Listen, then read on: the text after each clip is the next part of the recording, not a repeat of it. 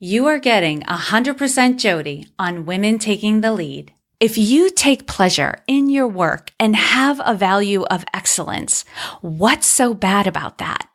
If you are motivated by competition because it brings out your best work and your most creative ideas, what's so bad about that? If being driven and focused on results mean you can look back on all your efforts and see that they did in fact make a difference and change the lives of others for the better, what's so bad about that? Hello, my name is Jodi Flynn and welcome to Women Taking the Lead, where we are all about creating blasts of inspiration to help you overcome self-doubt so you can lead with confidence, integrity, and a sense of humor. Head over to womentakingthelead.com to join the community and get the resources to support you on your leadership journey. Now, your future awaits, so let's get started. Hello, everyone, and thank you for joining me. We are this close to official spring in the Northern Hemisphere, and I am ready for it. I do appreciate winter for what it brings, reflection, the holidays, and the slower pace. At least, it's supposed to be a slower pace. I do less traveling in the winter, but that didn't stop my schedule this year from being pretty jam-packed, but as always, I pretty much did that to myself. I am ready to be energized by spring, and I am looking forward to what the season has to offer. Spring is also bringing Marianne Williamson to Portland, Maine, and I am freaking out. She is the author of the quote at the end of each and every episode of this podcast. I first heard the quote from her book, Return to Love, Reflections on A Course in Miracles, exactly 20 years ago. It was 1998, and I was in a leadership development program at the time, and one of the other participants read the quote and passed out printed copies of it.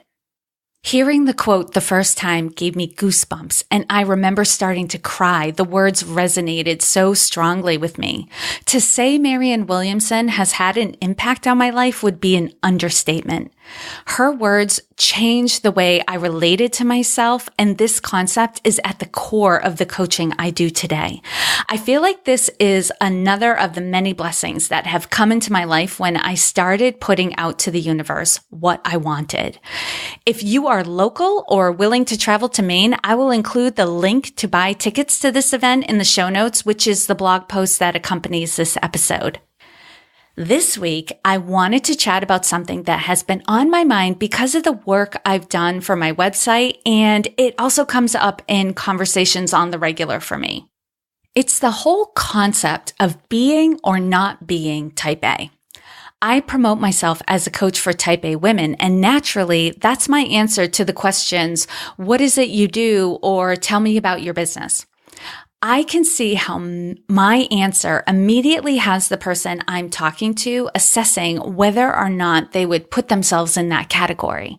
I often hear as a first response, I don't know if I'm type A, or I wouldn't categorize myself as type A. When I ask a few questions to help them figure it out, it commonly turns out that they do, in fact, have type A tendencies. Because this is a common occurrence, I debated on changing the language to describe the work that I do. However, rather than being coy about the fact that women with type A tendencies are my ideal client, I would prefer to remove the stigma of being type A because that is what I believe is at the heart of this. There is a negative connotation in our culture to having type A tendencies. The qualities of being driven, goal-oriented, results-focused are not considered feminine qualities. The stereotypical image I believe most of us have about a type A person comes from a masculine image of an aggressive, super competitive, winning is the only thing that matters, workaholic, unfeeling type of person. That's not me, and that's not you. I don't even know many men that would fit this stereotypical description. But I think the negative stereotype of being type A is why many women shy away from the term type A until I can get them to see their own natural tendencies and laugh about them. Let me give you some background on where the term type A came from, along with some descriptors of type A tendencies and the positive and negative aspects of these tendencies. In the 1950s, a study on heart disease was conducted by two cardiologists, Drs. Mayer Friedman and Ray Rosenman. As was common at the time, all the subjects of the study were men, and this study identified 3 types of behaviors. Type A, which they labeled as competitive, ambitious, impatient, aggressive, and fast talking. Type B, which is more relaxed and non-competitive. And type C, which is hardworking but becomes apathetic when faced with stress. Now, I bet you and I can both consider those categories and see ourselves in some, but not all of those descriptors in different areas of our lives.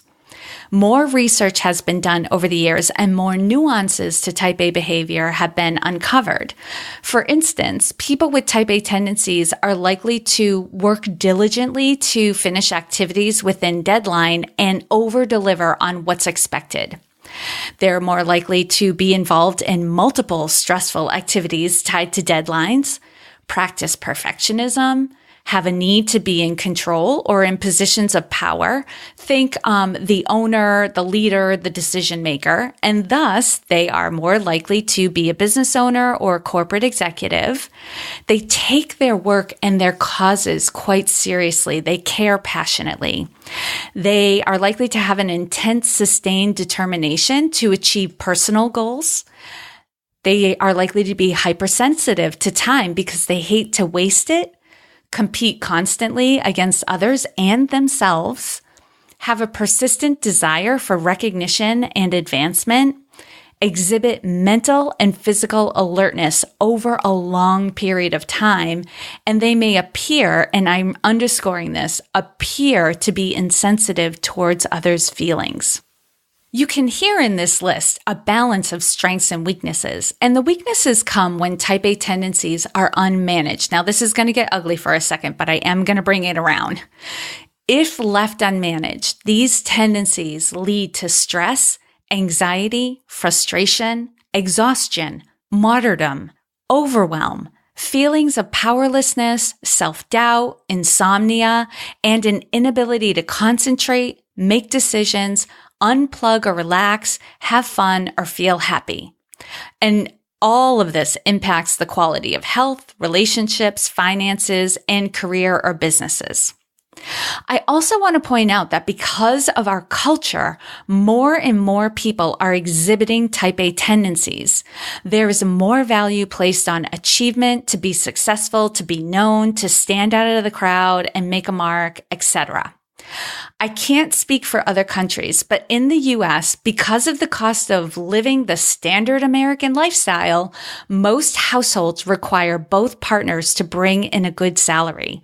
This also creates a push to land a great job, have regular career advancement, or for the self-employed to be making enough profit consistently to sustain the household budget.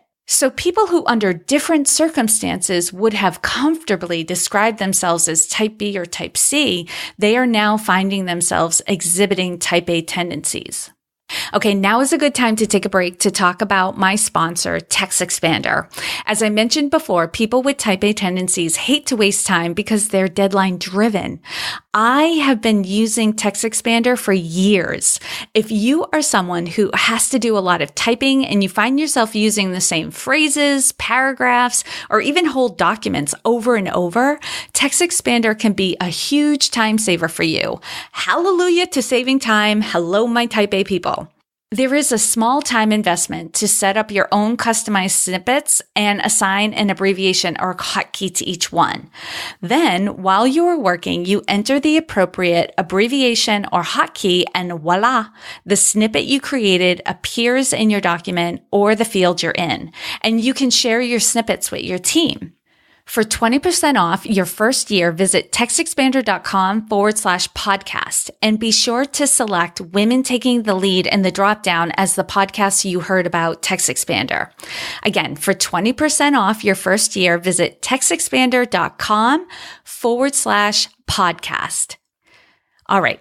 With everything I've said before, it seems pretty bleak talking about unmanaged type A tendencies, but I'm here to tell you being type A is pretty awesome as long as you are taking care of yourself and keeping it in check.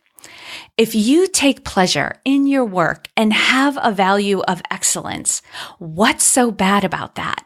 If you are motivated by competition because it brings out your best work and your most creative ideas, what's so bad about that?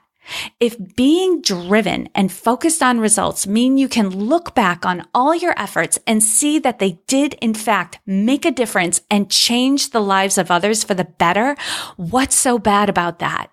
If your leadership and organization skills rally others to achieving their goals where they might have otherwise been left floundering, what's so bad about that? Embrace your type A tendencies, own them, and be appreciative of them. And if you find yourself going into overdrive, working too much, and not finding the space to relax, reach out to me.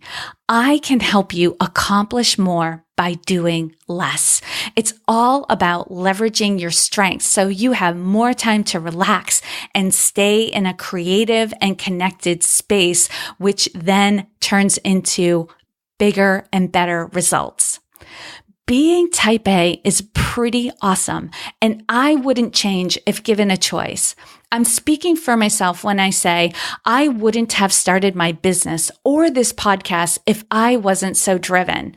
I may have written my book, but I wouldn't have gotten so into my health and fitness if I wasn't type A.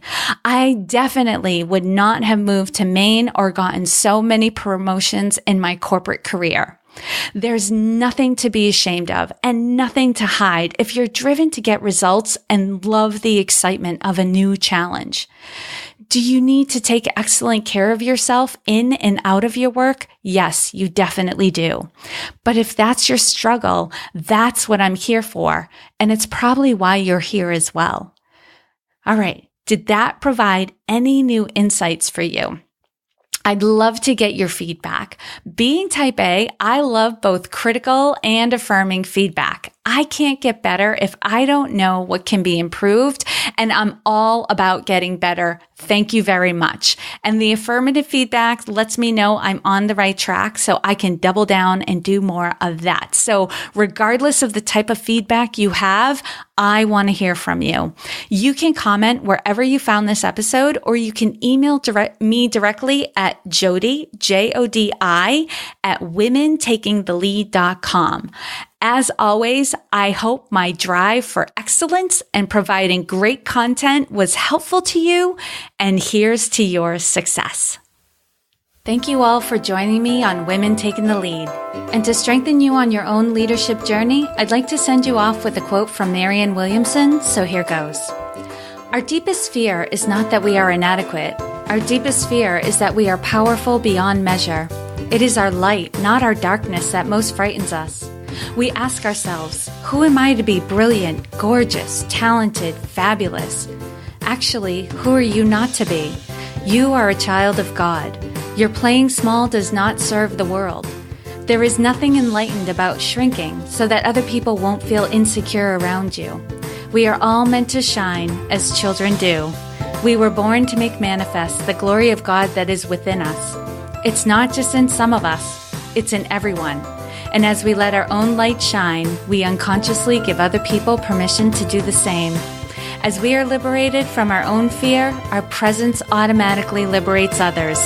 Again, thank you for joining me, and here's to your success.